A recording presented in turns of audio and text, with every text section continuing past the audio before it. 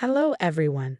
I'm Amanda Matthew, a pediatrician based in Manhattan, and someone who's had to learn how to rise above family toxicity.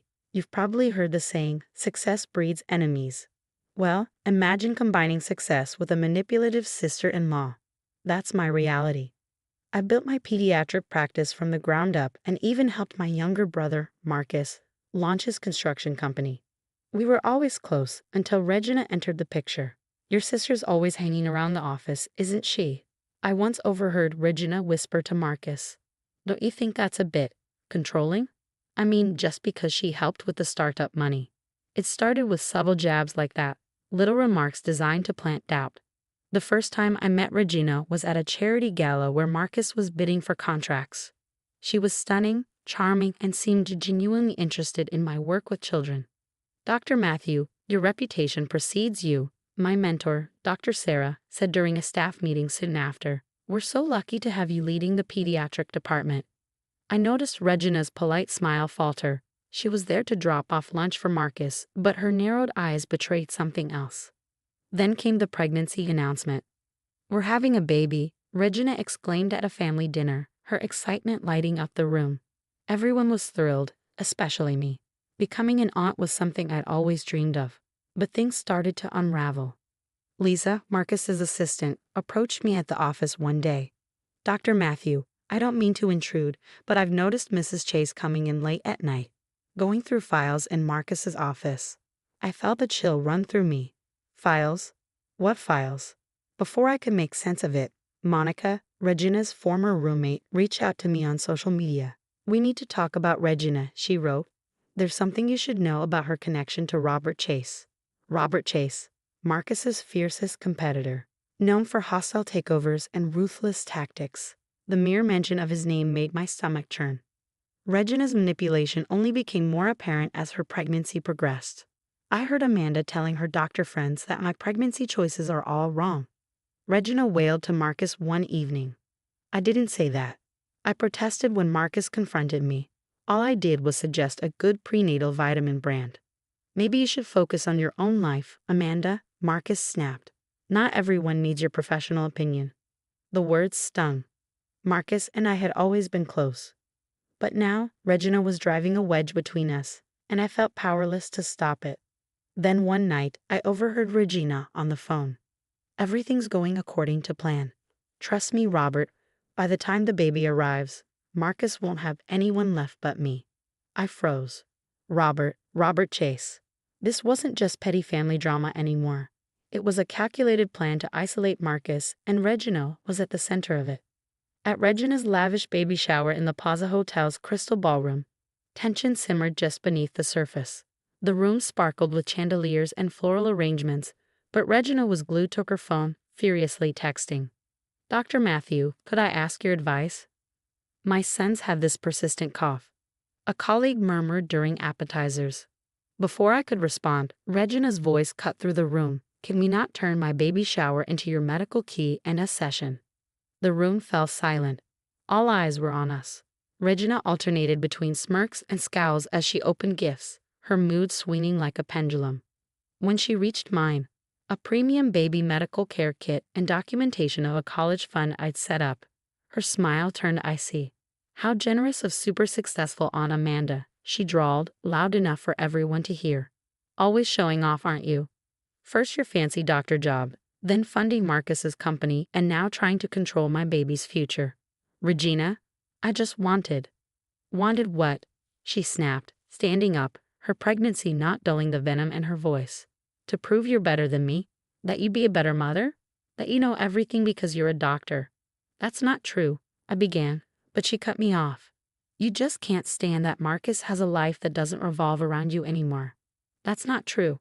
I started to defend myself, but the slap came out of nowhere. The sharp crack echoed through the ballroom. I stumbled backward, colliding with a table full of champagne glasses. Crystal shattered on the floor, and gasps rippled through the stunned crowd. Dr. Sarah rushed to my side, her voice calm but laced with fury. I'm documenting this assault right now.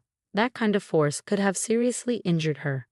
Stay out of this, Regina screamed, her face contorted with fake indignation. She's been trying to ruin everything since day one. acting all perfect, pretending to care about my baby while spreading lies about me. Marcus finally stepped forward, but not to help me. "Amanda, I think you should leave," he said, his voice cold. "You've upset her enough." I stared at him in disbelief. "Marcus, please, there's something you need to know about Regina." "No, no more of your paranoid accusations," he snapped. "She's pregnant with my child, Amanda. And you can't stand not being the center of attention. Get out." Tears blurred my vision as security escorted me from the ballroom. Behind me, I could hear Regina's dramatic sobs and Marcus's voice soothing her. But when I glanced back, Regina's crocodile tears vanished. She locked eyes with me, her mouth twisting into a victorious smirk. Out in the rain-soaked parking lot, Dr. Sarah caught up with me. "I've taken photos of your face for documentation," she said firmly. "This isn't over, Amanda." My phone buzzed. A text from Monica. "I saw what happened. Meet me tomorrow. You need to see something about Regina and Robert Chase. It's worse than we thought." I touched my throbbing cheek, the sting of humiliation replaced by a surge of rage and determination. Regina may have humiliated me tonight, but she had made the biggest mistake of her life. Nobody hits me in front of my colleagues, my mentor, and my brother, and gets away with it. From the parking lot, I could see Regina through the ballroom window, already back to her secretive texting while Marcus hovered protectively. My baby brother was in danger, whether he believed it or not, and I was done playing nice. The next morning, I met Monica at a quiet coffee shop downtown. She slid a USB drive across the table. "Security footage from Chase Industries," she explained. "Dated 3 months before Regina met Marcus. She wasn't just an employee, she was Robert Chase's top corporate spy." My hands trembled as I plugged the drive into my laptop. The video showed Regina sitting confidently in a boardroom with Robert Chase. "Target his sister first," Chase's voice echoed through the speakers.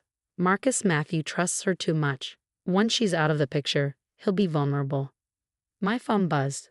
Lisa was calling. "Dr. Matthew, I stayed late at the office last night." Regina was there, copying files from Marcus's computer. "I filmed everything." The video she sent showed Regina downloading confidential documents, client lists, bid amounts, blueprint specifications. It was everything Chase needed to destroy Marcus's company. "That's not all," Monica added. "The pregnancy? It was a setup. Chase's records show she got fertility treatments 2 weeks before meeting Marcus." My stomach twisted as the pieces of this horrifying puzzle clicked together. Bank alerts flooded my phone. As a silent partner in Marcus's company, I could see irregular transfers. Regina had been siphoning funds into hidden accounts. Then, another text. "Miss Matthew needs to back off. Accidents happen to nosy doctors." I dug deeper into Marcus's recent contracts, all mysteriously lost to Chase Industries.